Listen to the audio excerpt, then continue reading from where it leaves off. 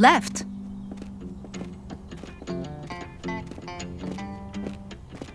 Did everyone remember their sunscreen? I've got enough for everyone. Excellent, Ben. All this sun reminds me of the story of the starfish. Does anyone know the story of the starfish? The one about the starfish that could shoot lasers out of its eyes and try to take over the world with an army of mutant dinosaur ninja robots? That sounds like a very good story, but the one I'm thinking of is a little different. Oh, I can't wait to hear it. And I can't wait to share it with you. Once upon a time, there was a boy who lived by the ocean. Every afternoon, he would walk along the beach. One day, he noticed that as the tide had gone out, it had left hundreds of starfish stranded on the sand. He realized the starfish would die if they were left there. So he started to pick them up one by one and throw them back into the water. As the boy got to the other end of the beach, an old man came walking from the other direction. He saw what the boy was doing and said, "What are you doing, boy? You'll never make a difference. Why don't you just enjoy your walk?" The boy ignored the old man and continued to pick the starfish up, one at a time, and throw them back into the water.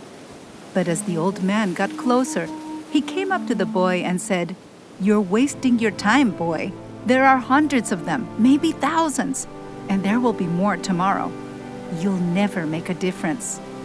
The boy smiled, reached down in the sand, picked up one more starfish from the sand, and threw it as far as he could out into the ocean. Then he turned to the old man and said, "I made a difference for that one." You may be a great football player or a fabulous singer, but your greatest talent is your ability to make a difference in other people's lives. You will be amazed how you can bring joy to others by using this talent.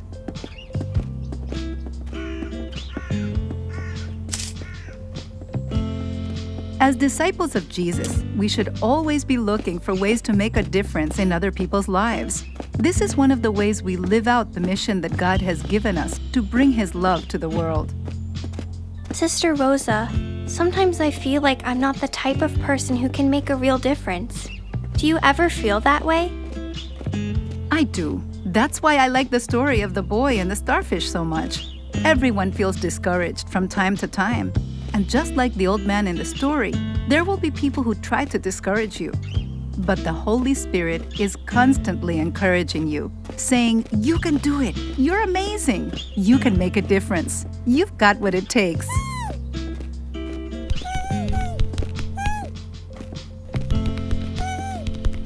Hemingway, how did you get over here?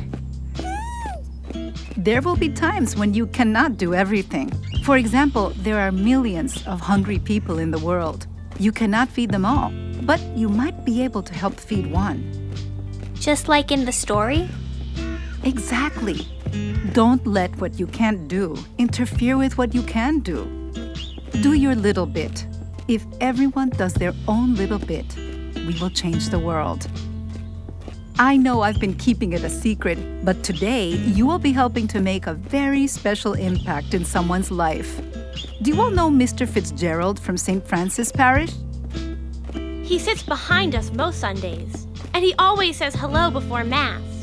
The guy who's always smiling, no matter what? That's the one. We are going to help Mr. Fitzgerald fix up his house.